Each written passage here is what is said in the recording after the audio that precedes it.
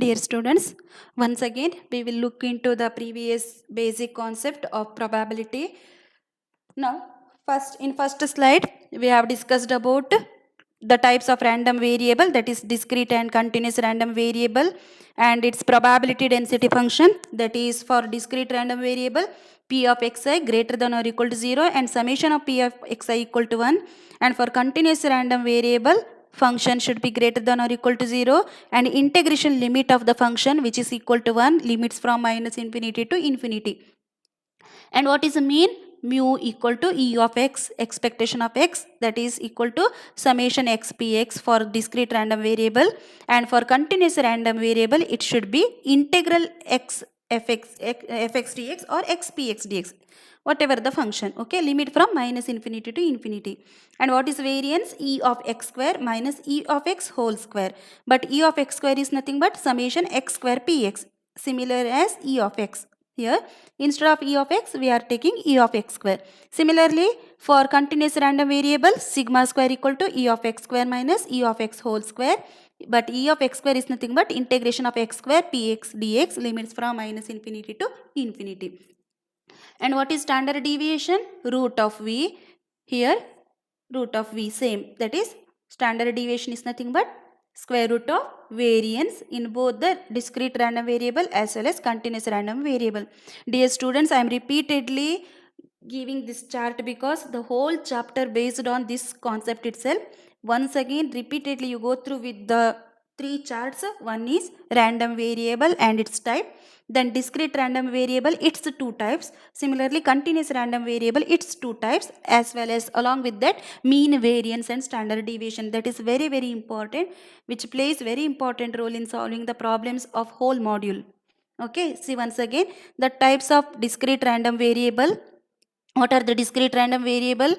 Here types, first is binomial distribution, second one is Poisson distribution. For the binomial distribution, function is p of x equal to ncx p power x q power n minus x, and for Poisson distribution, p of x equal to e power minus m m power x by x factorial. M is nothing but mean, that is n into p.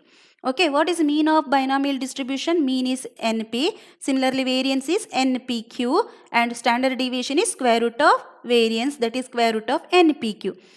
In Poisson distribution, what is mean? Mu equal to M. Variance also M, that is sigma square or V of x, which is also M. And what is standard deviation? Sigma equal to root of variance, that is root M. Okay, now let us move to the last basic concept slides, that is types of continuous random variable. One is exponential distribution, another one is normal distribution. Okay, now what is function for exponential distribution?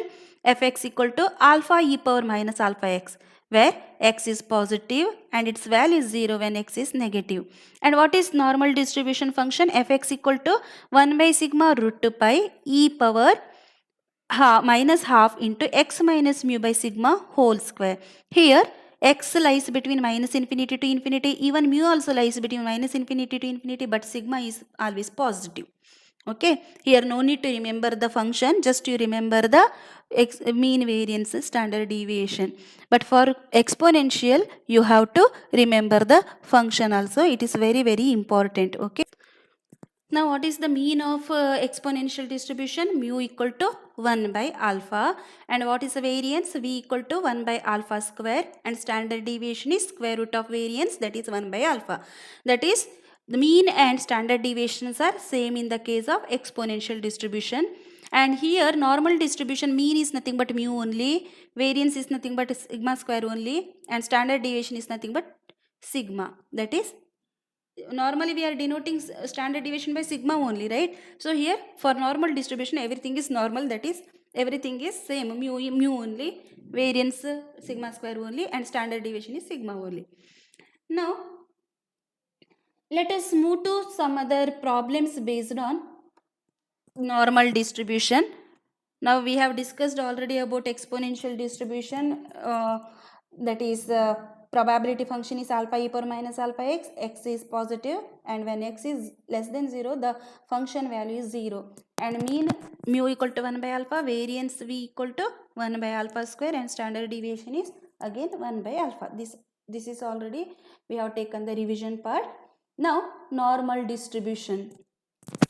What is meant by normal distribution? Say a continuous random variable x which varies from minus infinity to infinity is said to have normal distribution with the parameter mu and sigma square. Here mu is nothing but mean and sigma square is nothing but variance. If it is its PDF, that means probability density function, is fx equal to what? 1 by sigma root 2 pi e power minus half into x minus mu by sigma whole square, where x lies between minus infinity to infinity, even mu also lies between minus infinity to infinity, but sigma is positive greater than 0, right? Now clearly here mean is nothing but mu, variance is nothing but sigma square, okay, that we have already discussed in the chart. Now first we will discuss what is the shape of the curve of normal distribution. See, suppose mu equal to 0 and sigma equal to 1, that means mean equal to 0 and standard deviation is 1, then the normal distribution is called standard normal distribution, okay. The normal distribution we can call it a standard when mean is 0 and the standard deviation here sigma equal to 1. Now the probability density function is, what is probability density function here in this case? 1 by root 2 pi e power minus z square by 2. But what is z here? X minus mu by sigma. Okay, here z we have to assume x minus mu by sigma. Now the probability of, suppose z varies from 0 to z0. This is nothing but area covered in the z0 part. Say area under the standard normal curve. The shape is bell shaped curve here. Now this is the middle portion, origin, and the portion covered by the right hand side, let it be z0 here.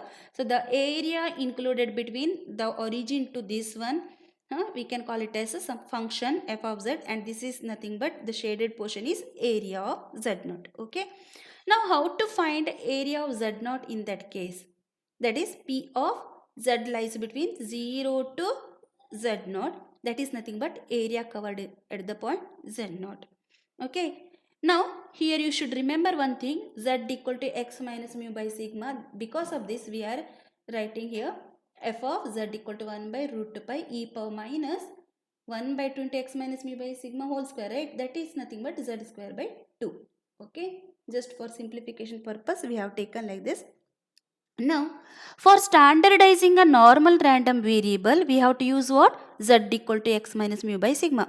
Everyone should remember this part, for especially for normal distribution, we are using the standard normal random variable, that is z equal to x minus mu by sigma. The standard normal curve is bell shaped curve, symmetrical about y-axis.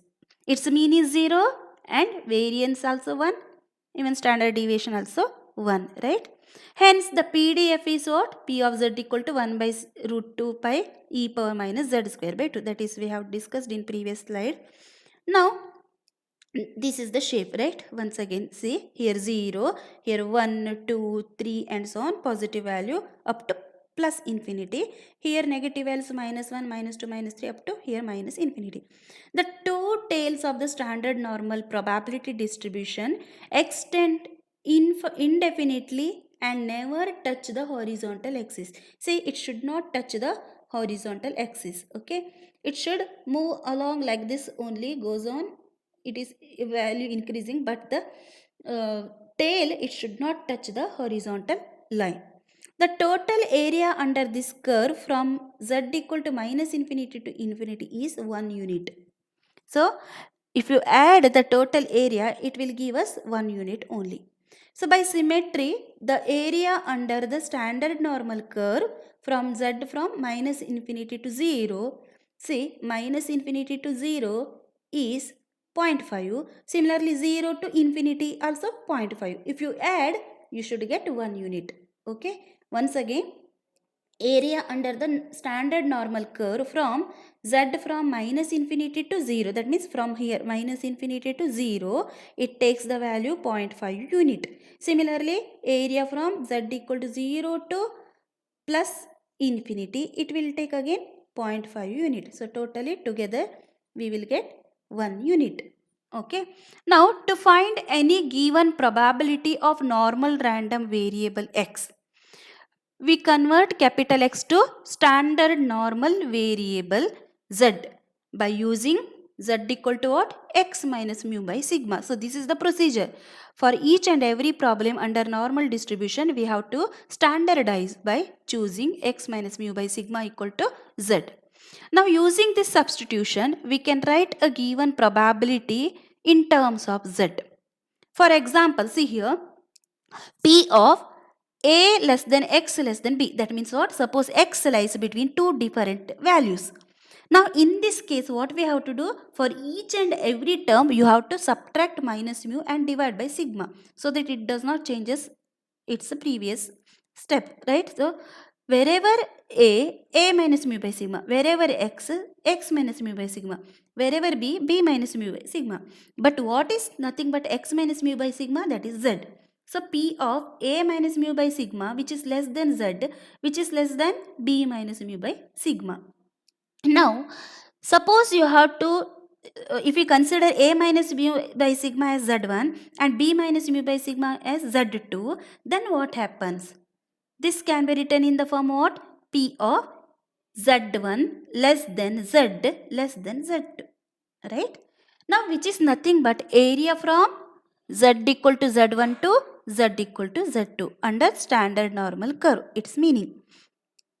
Or which is nothing but area from z equal to 0 to z equal to z2 minus area from z equal to 0 to z equal to z1. Or you can take it is directly in the form of area of second last value minus area of first value, that is area of z2 minus area of z1. Okay, you can remember like this. Now for a of z, we use the standard normal table which gives areas under the curve from 0 to z. Sometimes they will give you the chart, sometimes they will give the values directly. You can use according to the situation. Now for solving problems, you should remember some of the very important note.